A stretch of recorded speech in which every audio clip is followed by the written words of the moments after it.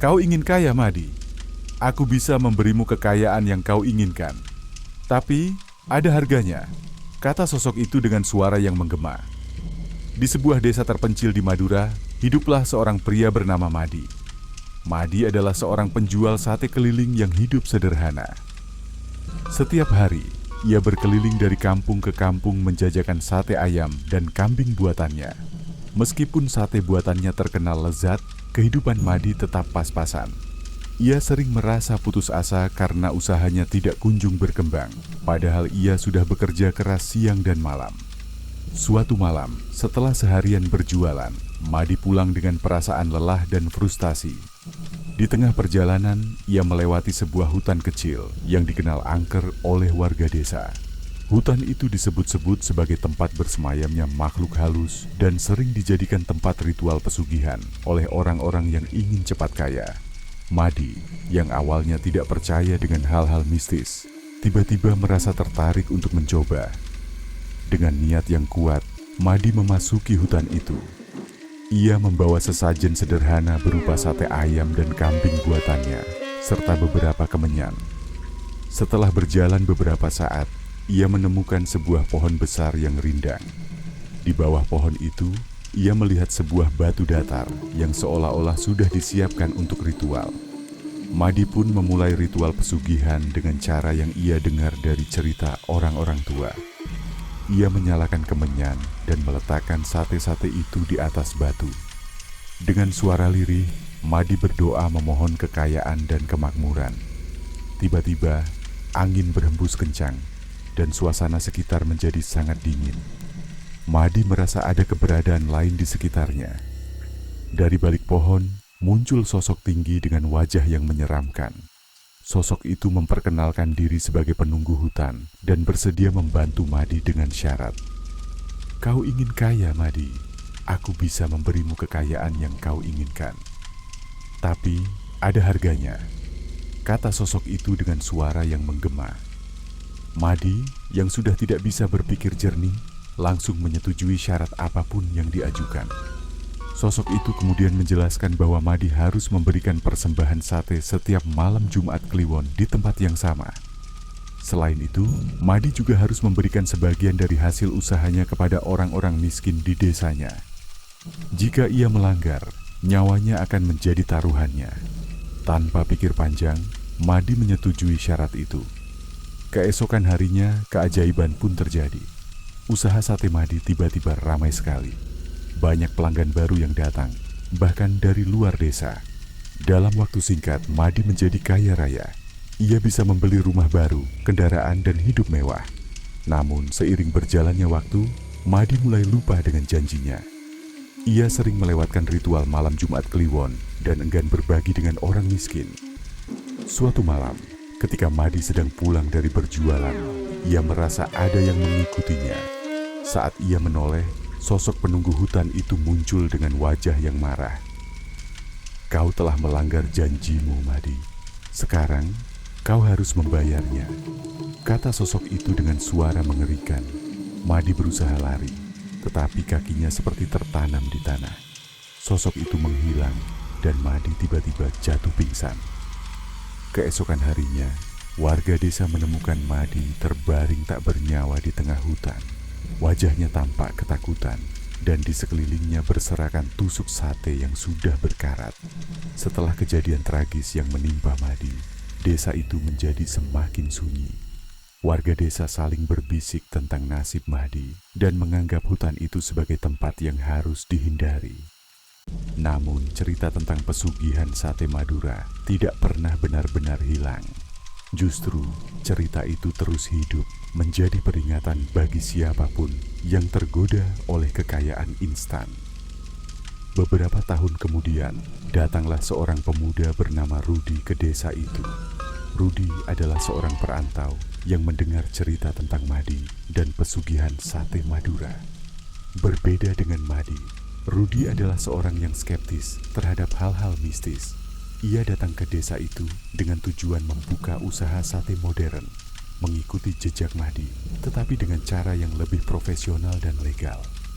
Rudi membuka warung sate di pinggir jalan utama desa. Ia menggunakan resep turun-temurun dari keluarganya, tetapi dengan sentuhan modern. Warungnya cepat terkenal karena rasa sate yang lezat dan pelayanan yang ramah.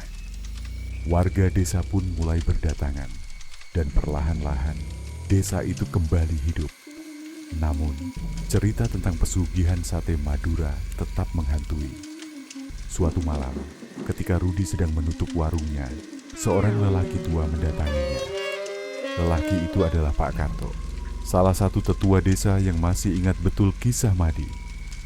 "Rudi, kau harus berhati-hati," kata Pak Karto dengan suara serius. "Jangan sampai kau tergoda oleh kekayaan instan. Ingatlah apa yang terjadi pada Madi." Rudi hanya tersenyum. Ia tidak percaya dengan cerita-cerita mistis itu. Baginya, kesuksesan adalah hasil kerja keras, bukan dari pesugihan atau ritual aneh. Namun Pak Karto tetap memperingatkannya untuk tidak meremehkan kekuatan alam gaib. Beberapa bulan kemudian, usaha Rudi semakin maju. Ia bahkan membuka cabang di kota terdekat. Namun di balik kesuksesannya, Rudi mulai merasakan tekanan. Persaingan semakin ketat dan biaya operasional terus meningkat. Suatu malam, ketika Rudi sedang memikirkan cara untuk mempertahankan usahanya, ia teringat cerita Pak Karto tentang pesugihan sate Madura. Rudi merasa tertarik. Meskipun awalnya skeptis, ia mulai mempertimbangkan untuk mencoba ritual itu. "Apa salahnya mencoba?" pikir Rudi. "Mungkin ini bisa menyelamatkan usahaku." Dengan niat yang setengah hati, Rudi pergi ke hutan itu pada malam Jumat Kliwon. Ia membawa sesajen sederhana, mirip dengan yang dilakukan Madi dulu. Saat ia tiba di pohon besar itu, suasana terasa sangat mencekam. Rudi menyalakan kemenyan dan meletakkan sate-sate itu di atas batu. Ia berdoa dengan suara lirih, memohon kekayaan dan kemakmuran.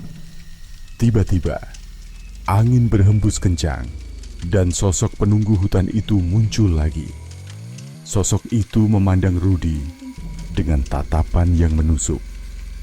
"Kau datang ke sini untuk meminta kekayaan, ya?" tanya sosok itu. Rudi mengangguk, tetapi hatinya mulai ragu. Ia teringat nasib Madi dan peringatan Pak Karto. Sebelum sosok itu sempat mengajukan syarat, Rudi tiba-tiba berteriak, "Tidak, aku tidak mau. Aku lebih baik bekerja keras daripada menjual jiwaku." Sosok itu terdiam sejenak, lalu tertawa terbahak-bahak. "Kau bijaksana, Rudi. Banyak orang yang tidak seberani kau. Mereka lebih memilih kekayaan instan daripada menjaga nyawa mereka." Setelah itu, sosok itu menghilang dan suasana hutan kembali tenang. Rudi pulang dengan perasaan lega. Ia menyadari bahwa kesuksesan sejati tidak bisa didapat dengan cara instan. Sejak saat itu, Rudi semakin fokus pada usahanya, bekerja keras, dan tidak pernah lagi memikirkan pesugihan. Cerita tentang Rudi pun menyebar di desa itu. Warga desa belajar bahwa kerja keras dan kejujuran adalah kunci kesuksesan sejati. Hutan itu tetap dianggap angker, tetapi tidak ada lagi yang mencoba melakukan pesugihan. Kisah Madi dan Rudi menjadi pelajaran berharga bagi generasi selanjutnya, mengingatkan mereka bahwa setiap pilihan memiliki konsekuensinya sendiri. Madi masih terjaga di tengah malam itu. Rasa takut yang menyelimuti hatinya membuatnya gelisah. Dia mengingat kembali malam di mana pria misterius itu muncul di hadapannya. Dengan jubah hitam dan mata yang tajam, pria itu memberikan tawaran yang tidak bisa Madi tolak. Kini, dia berdiri di ambang dilema yang besar. Setiap malam Jumat, Madi harus menuju hutan gelap yang hanya diterangi oleh cahaya bulan. Di tengah hutan itu, ada sebuah batu besar yang menjadi tempat dia mempersembahkan sate khususnya. Daging yang digunakan untuk sate tersebut bukanlah daging biasa, melainkan daging dari ayam hitam yang dipelihara secara khusus dan diberi mantra oleh pria misterius itu. Pada malam pertama, Madi membawa sate dengan perasaan ragu dan takut. Di bawah sinar bulan purnama, dia mempersembahkan sate di atas batu besar itu.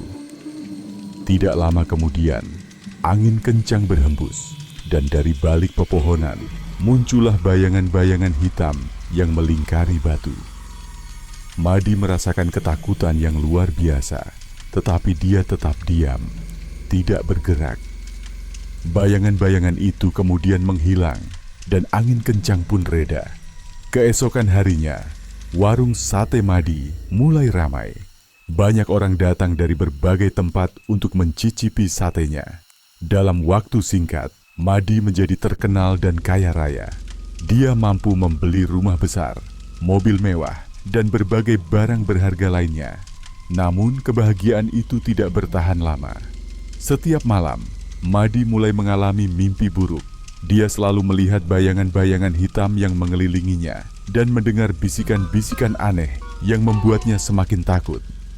Tidak hanya itu, dia juga mulai melihat penampakan pria misterius itu di sudut-sudut rumahnya. Ketakutan Madi semakin menjadi-jadi ketika dia mendapati bahwa salah satu bayangan hitam itu adalah dirinya sendiri. Dalam keputusasaannya, Madi mencari bantuan dari seorang dukun di desa sebelah. Dukun itu memberitahu Madi bahwa pesugihan yang dia lakukan adalah pesugihan hitam yang sangat berbahaya.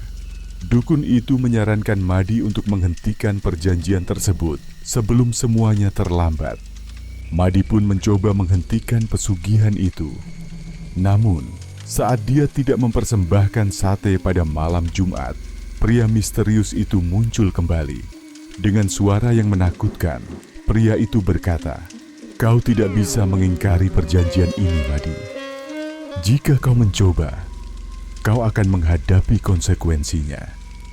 Ketakutan Madi semakin besar. Dia merasa terjebak dalam lingkaran yang tidak bisa dia keluar. Setiap malam Jumat, dia kembali ke hutan dan mempersembahkan sate. Namun rasa takut dan kecemasannya semakin menghantuinya.